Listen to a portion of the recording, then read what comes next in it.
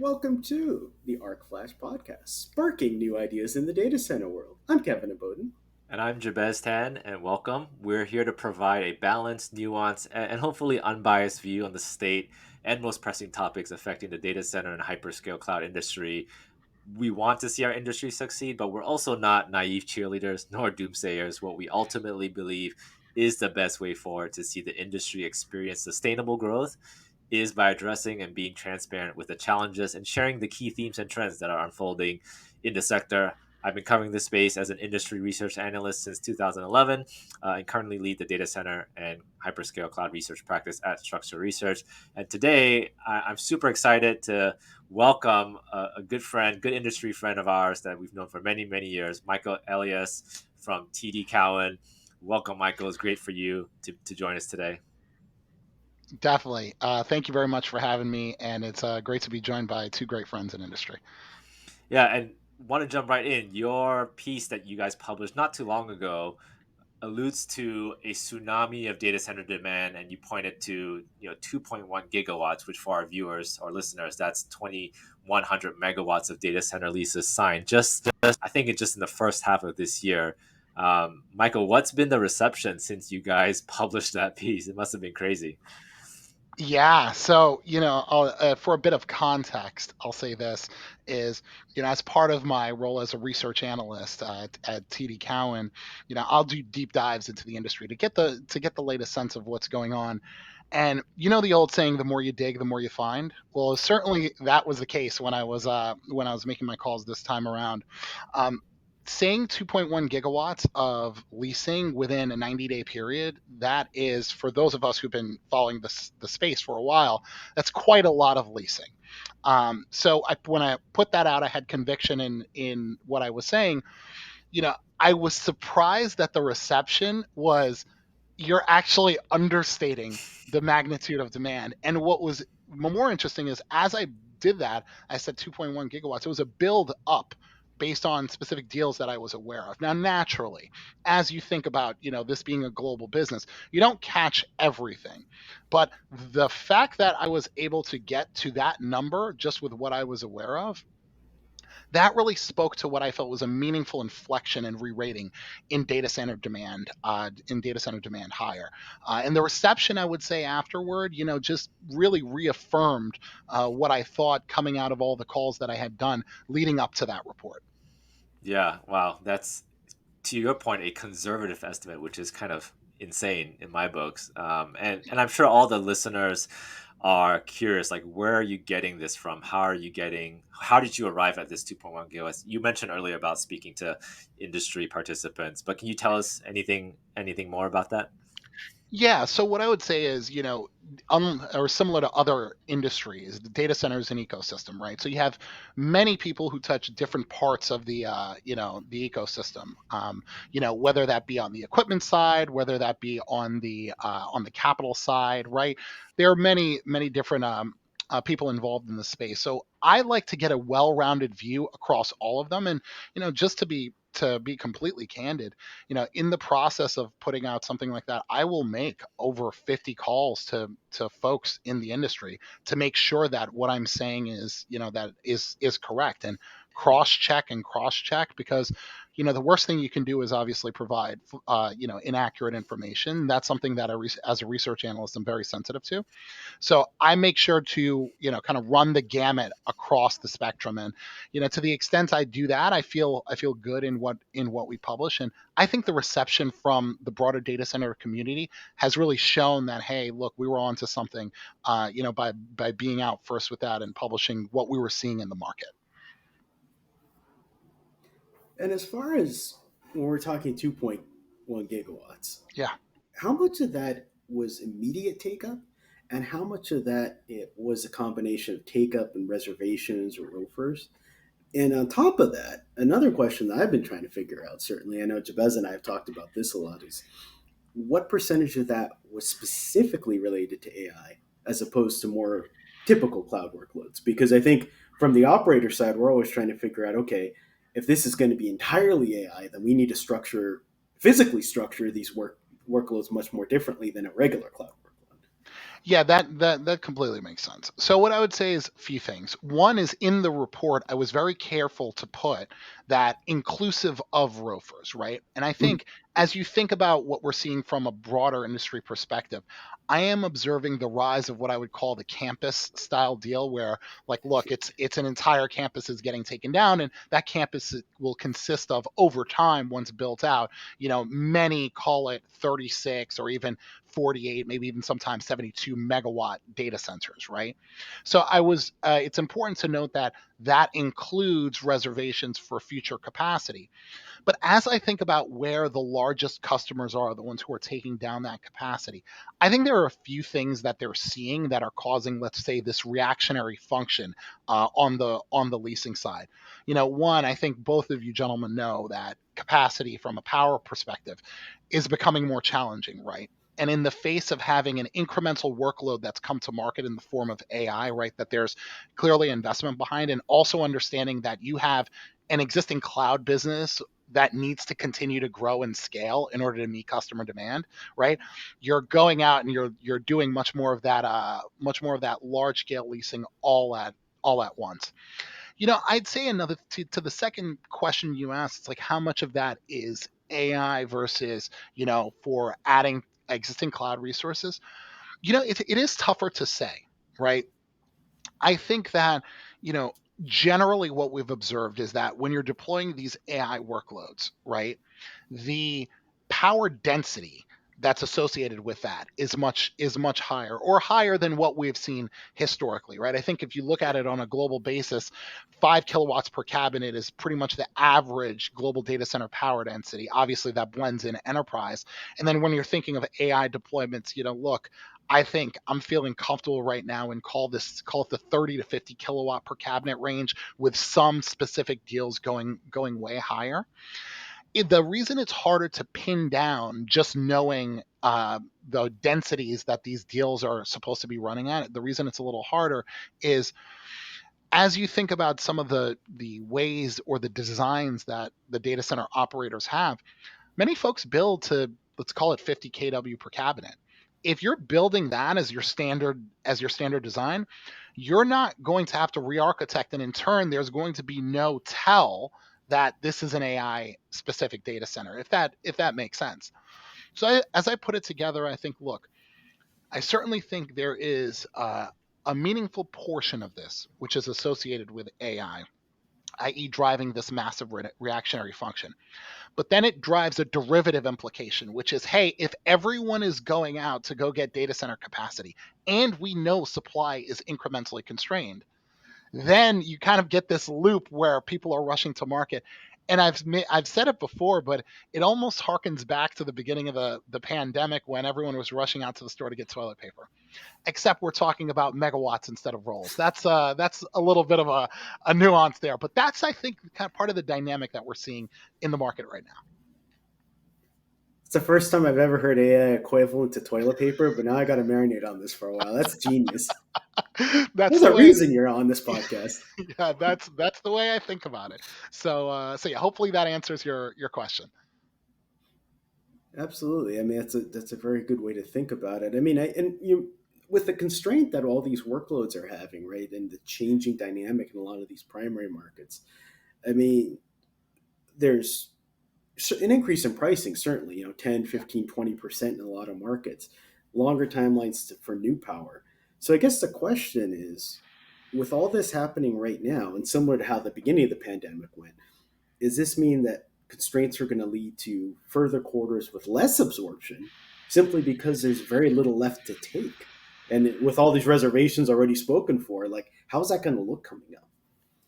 yeah. There's a deeper question nestled in that, which Hmm. I think is to the extent your primary markets become incrementally power constrained, where do the next wave of workloads go? To the extent that you tell me it is in primary markets and we are running into utility constraints in primary markets, then it stands to reason that absent incremental power capacity being delivered and you being able to build new data centers, the growth in those markets should then slow, right? And I don't know if that's something that you want to get into, but I just generally observed while artificial intelligence and particularly training, AI training, that while the aperture is opened in terms of location, given it's less latency or location sensitive, I still have observed a propensity of the hyperscalers to lease in tier one markets. And I think it goes to the idea of fungibility between like look an existing availability zone and using it for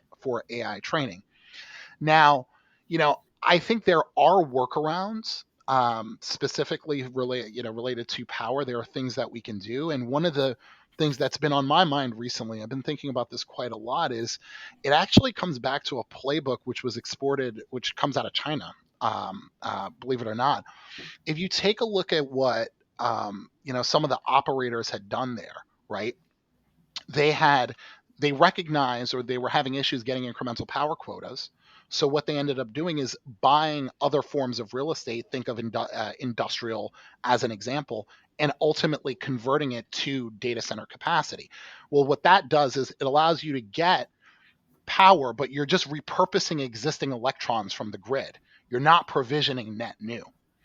So, obviously it's TBD how the broader market responds, but I think the two ways, absent a shift on the utility side, is either you find existing pockets of power in other real estate forms and you convert them to data centers, or you come up with a technologically viable solution for on-site generation, which I think as an industry, I don't know if we've completely cracked that one yet. So I know it's a long answer, but I think it depends on where the next wave of workloads are going to go. And as part of that, what the response is on the part of the industry to the utility challenge. Yeah, and Michael, you correct me if I'm wrong. Do you focus primarily, like when you're of that 2100 megawatts of leasing or demand that you are saying, is that primarily US centric, or is that, you know, is that weighted towards Europe or Asia? How does that look like?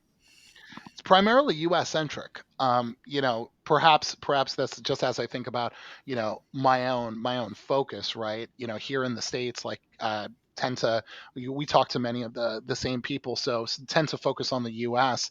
So yeah, it's for sure skews to the U.S., but obviously there's a ton of leasing that's happening outside of the U.S. and APAC and EMEA.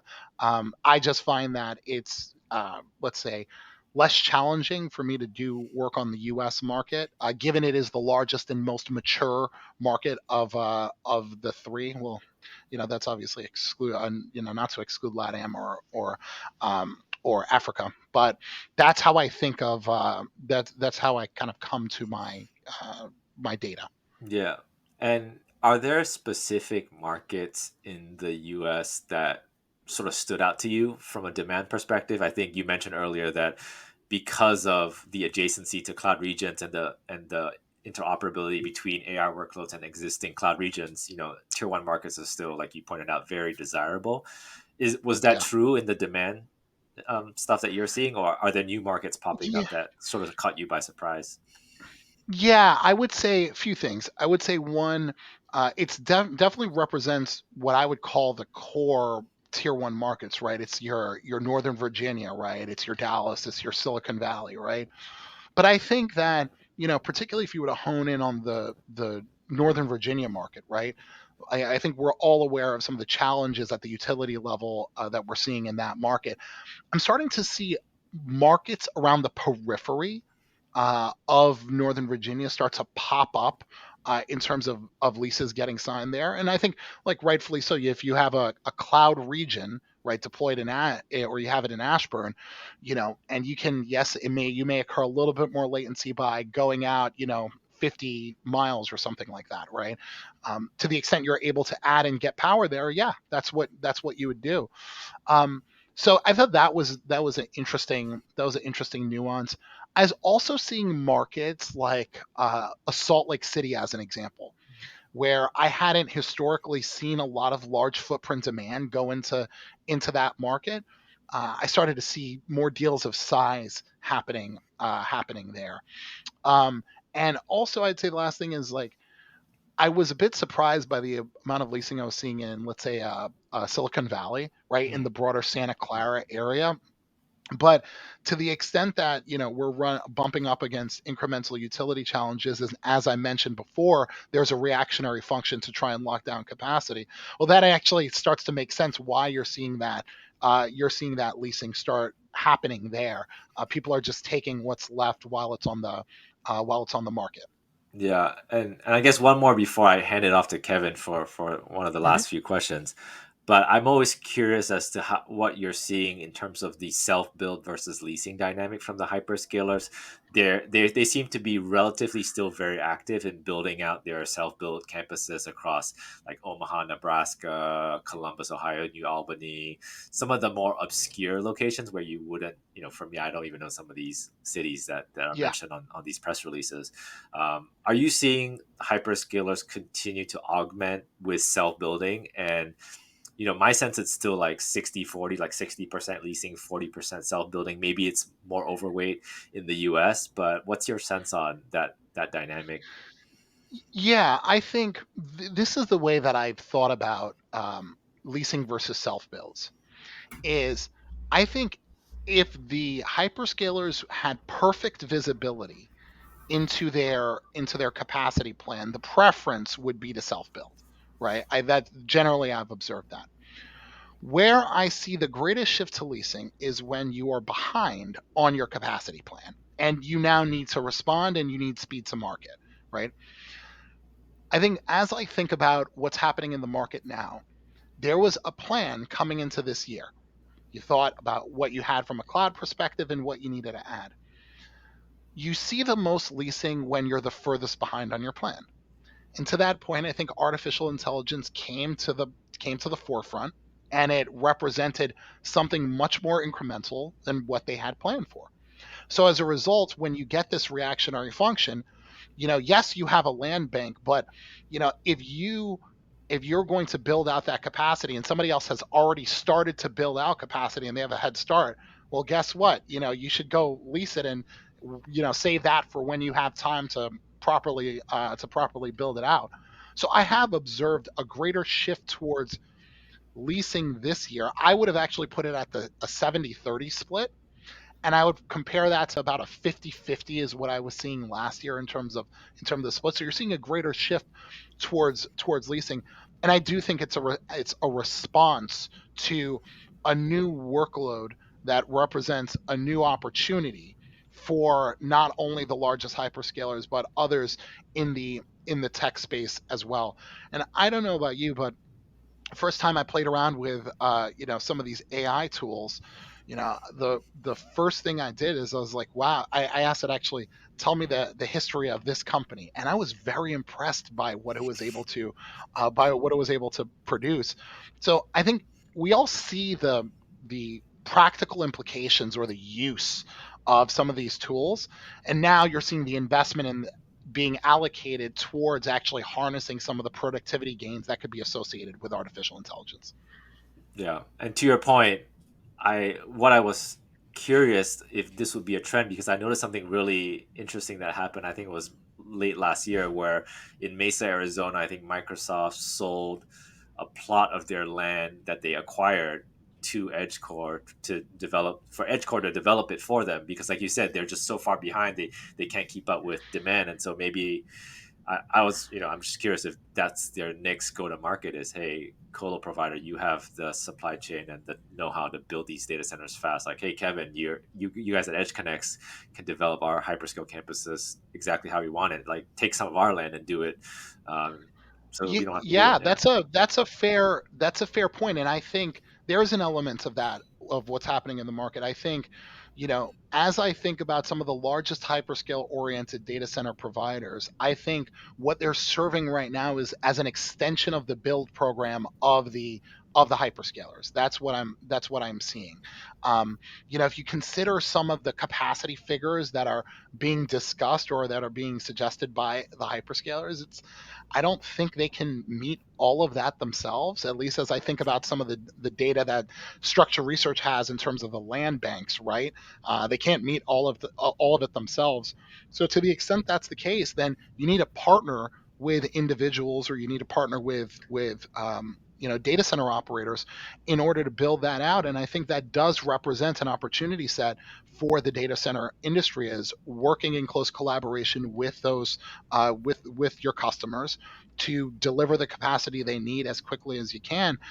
But at the end of the day, you know, you can, if somebody comes to you and said, I need twice as much as what I thought I need, and I need it in the same timeline, like lining up your supply chain that quickly is pretty challenging. So there's also a bit of a dance that has to happen where, yes, the industry can serve and work with these customers, but it'll take a little bit to get everything aligned.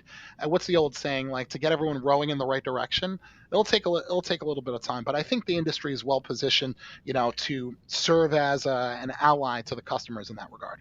Hmm.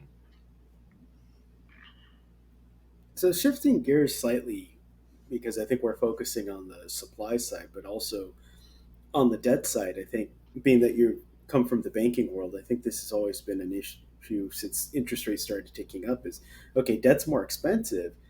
Does that mean that you can still find debt easily throughout the industry, or are you going to have to look for a new equity partner? And how is that going to turn out for the industry as they're focusing on developing gigawatts of capacity coming up? Yeah, well, first I would have to caveat and say, while I do work at a bank, I don't, that isn't, capital markets isn't exactly my purview from a private lending standpoint. But what I would say is this is, you've seen one of the most meaningful increases in interest rates that we've seen in quite some time, in a relatively short period of time, right? Now, I thought there was, somebody said it to me, and I thought it was really a great way of framing it. They're like, capital is available. It's just at what rate is it available? Okay. Now, as I think of our industry, what I think is, at least from a real estate perspective, as far as I could see, the excess return over the cost of capital that you're generating in data center land is quite attractive, right? You are the spread between what you would, let's say, borrow at, and what you would build to from a cap rate perspective is quite wide. So from that perspective, as I think of the evolution of interest rates, I think yields have adjusted to a degree to reflect the higher rates, and I think rightfully so. Right, you're taking on risk to build a data center. You should be compensated for it. So I have seen the yields move up, and I think the excess return is still wide of other areas. I think that we as an industry are going to, need to probably put a finer point on, what are the workloads living in certain facilities, as we think about, or as the financial industry thinks about lending. And then from there, lend to the highest quality ones, right? I think that's something that you're going to need to see. But I was actually just reviewing some data earlier today, which I thought was really interesting, and goes to the idea that from an equity perspective, you still have large institutions that are underallocated to the digital infrastructure sector, in particular data centers. So I do feel good that there's equity capital that wants to be deployed into the space. I think with that, and with returns increasing in part as a function of underlying supply demand dynamics, that should help improve the returns of the data center projects that are underway. And as part of that, that could potentially help with the rates to which data center operators would be able to borrow. So, but it's not lost on me. It feels like we're going through a major investment cycle. And one of the things that I've highlighted recently is, capital feels like a constraint for the first time for the broader industry in the face of the demand that we're seeing. Right. That's incredibly unusual, right? Because there's just been this constant flood for years. You could get any capital you wanted. Yeah, and look, um, I think as part of that, it's, you got to narrow in on, what are the best projects, where do you get the highest credit quality, right? Like, those are the things that you would end up focusing on. And it's kind of like anything in life. It's like the best stuff tends to rise to the top. I know there's another way of saying it, but we'll use the PG version. That stuff tends to get financed, and I think it will continue to get financed. Yeah. Great thoughts to end the podcast on. Thank you so much for coming on today. And everyone. Awesome. Thanks, Take care. Michael. Thanks for having me. Take care. Bye.